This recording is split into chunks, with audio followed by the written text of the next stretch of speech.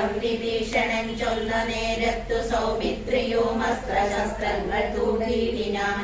പ്രത്യസ്ത്ര ശസ്ത്രങ്ങൾ കൊണ്ടു തടുത്തിന്ദ്രജിത്തും അത്യർത്ഥമസ്ത്രങ്ങളെഴുതിയിടിനാൻ.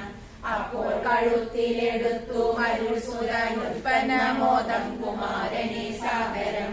ലക്ഷ്മണ പാർശ്വേ വിഭീഷണനെ കണ്ടു തക്ഷണം ചൊന്നാൻ ദശാനന പുത്രനും. രാക്ഷസജാതിയിൽ വന്നു പിറന്ന നീ സാക്ഷാൽ പിതൃവ്യനല്ലോ മമ കേവലം.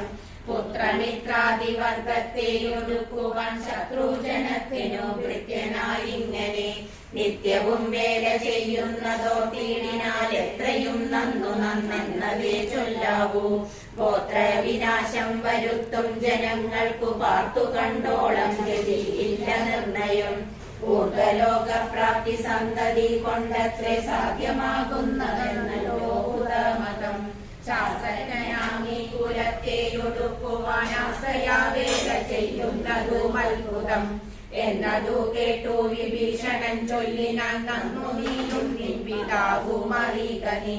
വംശം മുടിക്കുന്നതിന്നു നീ ഏതുമേ സംശയമില്ല വിചാരിക്ക മാനസേ. വംശത്തെ രക്ഷിച്ചു കൊള്ളുവാൻ ഇന്നു ഞാൻ അംശുമാനി കുലനായകാനുഗ്രഹ. ഇങ്ങനെ തമ്മിൽ പറഞ്ഞു നിൽക്കുന്നേരം മങ്ങാതെ ബാണങ്ങൾ തൂക്കി കുമാരനും. എല്ലാം അതേതു മുറിച്ചു കളഞ്ഞതാ ചൊല്ലിനാനാശു സൗമിത്രി തന്നോടവൻ.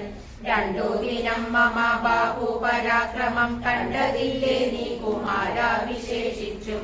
കണ്ടുകൊള്ളായിരുന്നു ഞാൻ നിന്നുടൽ കൊണ്ടു ജന്തുക്കൾക്കു ഭക്ഷണമേകുവം.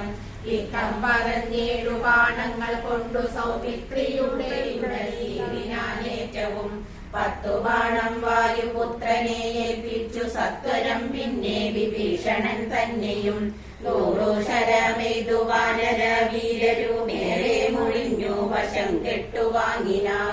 കർഷണേ ബാണം മഴ പൊഴിയും വണ്ണം ലക്ഷ്മണൻ തൂക്കിനാൻ ശക്രാരിദേനിമേൽ. വൃക്കാരി ചിത്തും ശരസഹസ്രേണ സൗമിത്രി കവചം തുറുക്കിയിട്ടിടിനാൻ. രക്താഭിഷിക്ത ശരീരികളായതും നക്കഞ്ചരനും സുമിത്രാതനയനും. പാരമടുത്തഞ്ചു ബാണം പ്രയോഗിച്ചു തേരും പൊടിച്ചു കുതിരകളെ കൊന്നു. സാരഥി തന്റെ തലയും മുറിച്ചതി സാരമായൊരു വില്ലും മുറിച്ചിടിനാൻ. മറ്റൊരു ചാകമെടുത്തു കുലച്ചവൻ അറ്റമില്ലാതോളം ബാണങ്ങൾ തൂക്കിനാൻ. പിന്നെ 3 പെയ്തതും മുറിച്ചിടിനാൻ. മന്നവൻ ഭക്തി കണ്ടാത്മജനം നേരം ഊറ്റമായൊരു വില്ലും കുഴിയെ കുലച്ചേറ്റമടുത്തു ബാണങ്ങൾ